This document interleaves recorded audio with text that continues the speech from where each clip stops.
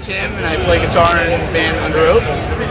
You guys are out on tour. Mayhem Fest is coming to an end pretty soon. How's it going? It's good, man. I'll be honest, the last few shows have been really hard to get through. Like, my body's just like ready to have a break. But the whole tour has been awesome from the first day to the last. Like, we joined the tour not knowing anyone on this tour except for literally Troy from Mastodon was the only dude in any band on the entire tour that we've ever known. Heard of too?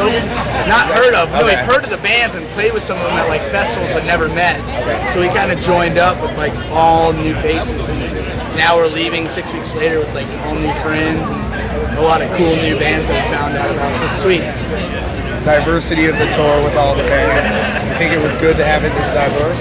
Yeah, I mean, I think that there's like a small amount of kids that, you know, come to our shows that probably wouldn't come to like a Disturbed or Slipknot show. And there's obviously, I mean, I think it's self-explanatory and obvious that Disturbed and Slipknot are the main draw, but then you have like Walls of Jericho and, you know, all these bands like Red Chord that bring like the metal kids that don't necessarily like radio metal, and we bring some kids that don't necessarily like metal at all because we're a little bit more melodic. So it's cool because everyone pulls like 100 or 200 kids. When you spread that out over 10 or 15 bands and then couple in, you know, 2 like huge platinum selling like mega rock bands, it just equals a great show for everybody. So it's cool.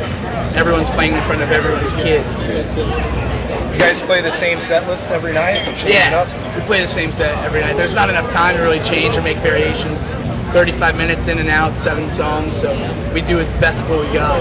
New songs? How many guys playing? We played 2 new songs. What are the names? I don't know. One's called Desperate Times, Desperate Measures, I know that. And the other one's called Viper Pit, which is the working title. I don't know the real name of it. The new album's coming out soon. Yeah. Can you describe it in 3 words?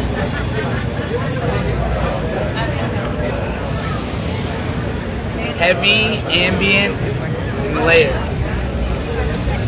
When did the title come about into the writing process? The title came about after the record was done and we got all the song titles done, and we were just tossing around ideas, and then Lost in the Sound of Separation is actually a portion of the lyrics, which we've never done before. We really don't like doing it, but it kind of came across well, and so that's kind of what we went with.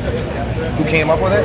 Our singer Spencer wrote the lyrics and then thought that that would be a good idea to name the record, and none of us really had any other ideas, so we just went with that and it worked out well. There's 11 tracks. Did you guys enter with 11? Did you guys enter with more? No, we never enter with more. A lot of bands write like 20, like 30, like kind of crappy songs, and then they all work on them in the studio, and that they pick the 10 best or 12 best. Like, we put all of our energy in the 10 that we have or 11 that we have. We actually wrote 1 song, 2 songs really, in the studio.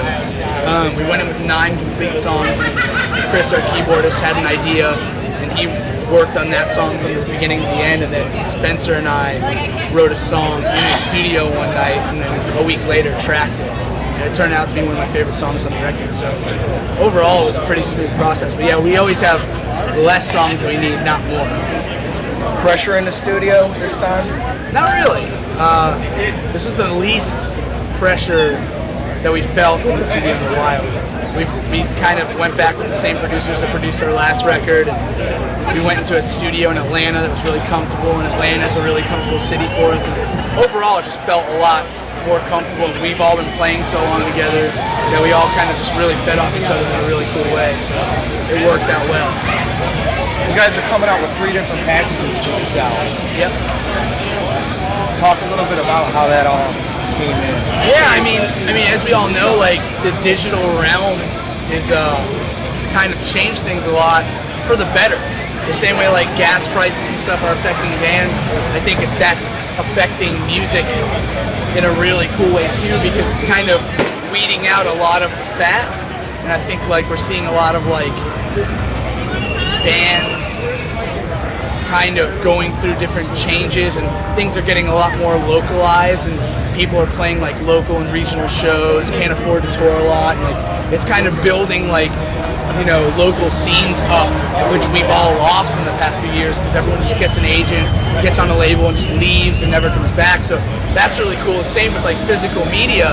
Like people are really trying, like, I think that the music industry just got in the habit of, like, putting out crap, like, not putting any thought into it, just going, like, let's get some art and print up some CDs and sell them for as much as we can before people get pissed off, and that doesn't work.